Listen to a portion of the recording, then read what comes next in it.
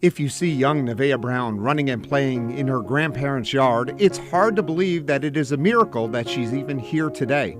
At first, Brenda's pregnancy was going well, but then she developed preeclampsia at 26 weeks. Then it hit fast. It was the same day I went to my doctor's appointment, and they shipped me to State College.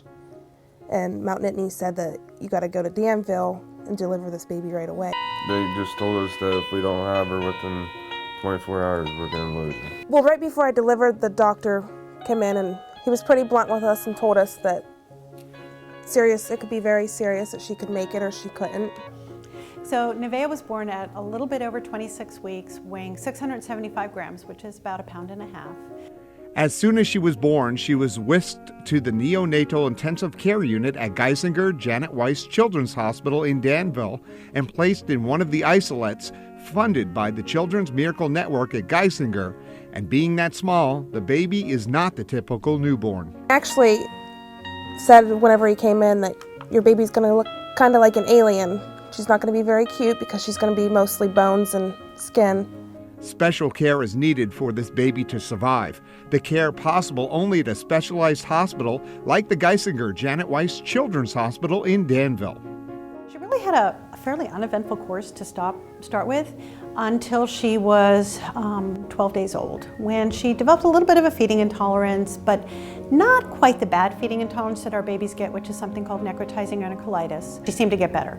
And the rest of her course was really fairly benign. She'd been off the ventilator at that point, doing all the things you expect a baby to do who's born that prematurely. And then she kept running into problems where every time she would get advanced on her feeds, the world would fall apart. A dye study showed Nevaeh had a narrowing of her colon caused by necrotizing enterocolitis. Bowel complications such as this are a leading cause of mortality for neonates. Anytime we have an extremely premature infant and they go through any form of bowel surgery, it is never an easy, benign course. Opening up the gut in some way tends to inactivate all this cascade of things that end up putting them many times on what we would consider to be sort of death's door. And so really, for Nevaeh, she actually went through several times where she got quite sick, including one time where obviously I think everyone here really felt it was sort of very touch and go and could easily be the end. And there's certainly many situations where it does not turn out the way it did for her. There'll be times that they call me at 4 o'clock in the morning and say, get over here.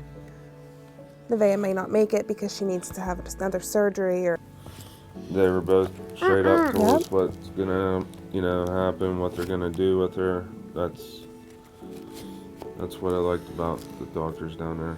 She had 7 surgeries total on her stomach because she had the colostomy bag, and they couldn't put her bowels back in right away once they removed them. They were so swelled that they put them in the silo bag, which we weren't prepared. We didn't really think that was prepared for that.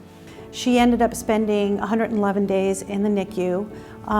It's not the longest in terms of how long babies stay with us here in the NICU, but it was much longer than originally anticipated. Mom stayed with Nevaeh the whole time thanks to support from their hometown. After the 6th surgery, she was finally allowed to come home. It made us feel so much better knowing that they were behind us. I think the fact that a child like this in the past, with all the issues she had being as tiny as she was, had a very low survival rate.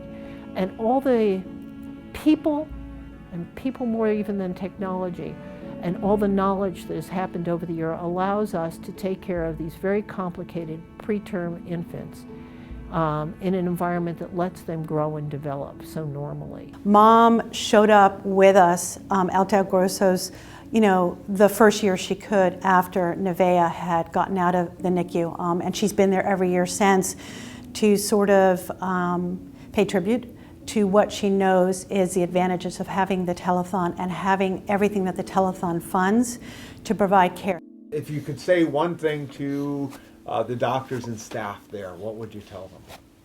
Thank you for taking such good care of Nevaeh and saving her life, being so kind to us.